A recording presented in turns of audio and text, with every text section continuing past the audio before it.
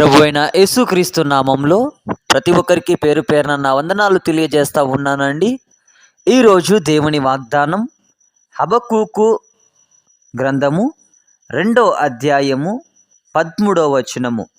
జనములు ప్రయాసపడుదురు గాని అగ్నిపాలవుదురు, వ్యర్థమైన దాని కొరకు కష్టపడి జనులు క్షీణించుదురు. ఇది సైన్యములకు అధిపతియగు యెహోవా చేతనే అగును గదా. హల్లెలూయా. ఈ దినం దేవుడు మనతో మాట్లాడుతూ ఉన్నటువంటి మాట, ప్రియ సహోదరి సహోదరుడా, ఈరోజు నువ్వు ప్రయాసపడతానే ఉన్నావు. నీ కుటుంబం విషయంలో కావచ్చు, నీ వ్యాపార విషయంలో కావచ్చు, నీ అప్పులు అనేటువంటి సమస్య విషయంలో కావచ్చు, నీ పిల్లల విషయంలో కావచ్చు. నువ్వు ప్రయాసపడతానే ఉన్నావేమో. విశ్రాంతి దినమును కూడా వదిలిపెట్టేసి ప్రయాసపడతానే ఉన్నావేమో. నేను ఈ పనికి వెళ్తే నాకు ఈ కూలి వస్తుంది, ఈ కూలి దేనికి ఒకదానికి ఉపయోగపడుతుంది అనేసి నువ్వు పరిగెడతానే ఉన్నావేమో. అయితే ఈ లోకంలో నువ్వు పడుతున్నటువంటి ప్రయాసము, ఈ లోకంలో నువ్వు సంపాదిస్తున్నటువంటి సంపాదన అగ్నిపాలే కదా. ఒక్కసారైనా ఆలోచన చేస్తూ ఉన్నావా? వారంలో ఒక జ్వరము వచ్చింది అంటే, లేకపోతే ఒక తలనొప్పి వచ్చింది అంటే, ఒక అనారోగ్య పరిస్థితి వచ్చింది అంటే నువ్వేం చేస్తావు? ఆ డబ్బులంతటినీ కూడా ఖర్చు పెట్టవలసింది.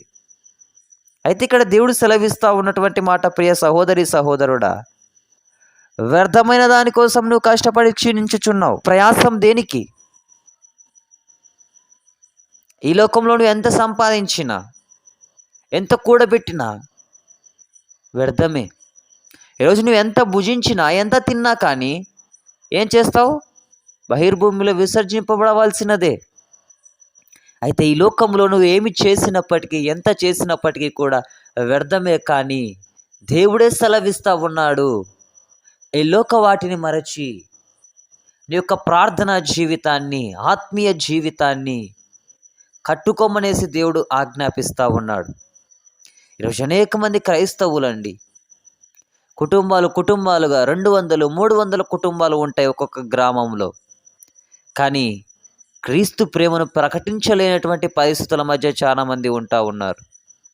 ఈరోజు నువ్వు ఎంత ప్రయాసపడితే ఏం లాభం? ఎన్ని కోట్లు సంపాదిస్తే ఏం లాభం? నీ యొక్క పక్కింటి వ్యక్తితో మాట్లాడలేని వ్యక్తివి, సమాధానం లేని వ్యక్తివి. ఈరోజు ఎన్ని చేస్తే ఏం లాభం? హల్లెలూయా.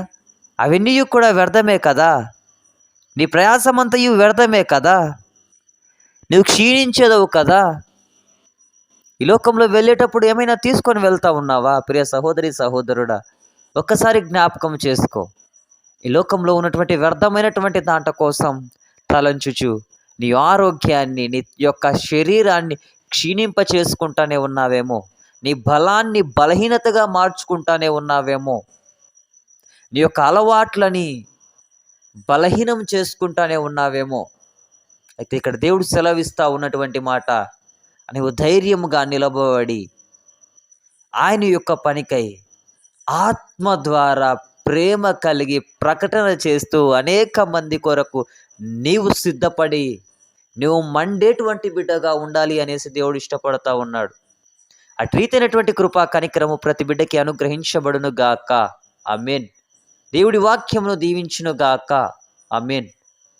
చివరి ప్రార్థన. మిక్కిలి ప్రేమ కలిగిన దేవానికి స్తోత్రాలు అయా. మరి ఈ లోకములో ప్రయాసపడుతున్న ప్రయాసము వ్యర్థము. మరి నైనా తండ్రి, ఆయాసపరుచుకొని నైనా తను క్షీణిస్తున్నటువంటి ప్రతి బిడ్డను మీరు జ్ఞాపకం చేసుకోమని, వారి హృదయ తలంపులను ఎరిగినటువంటి దేవుడవు మీరే జ్ఞాపకం చేసుకోమని, బిడ్డలందరినీ ఆదరించమని, సహాయం జరిగించమని ప్రార్థిస్తున్నాను తండ్రి. ఆమేన్.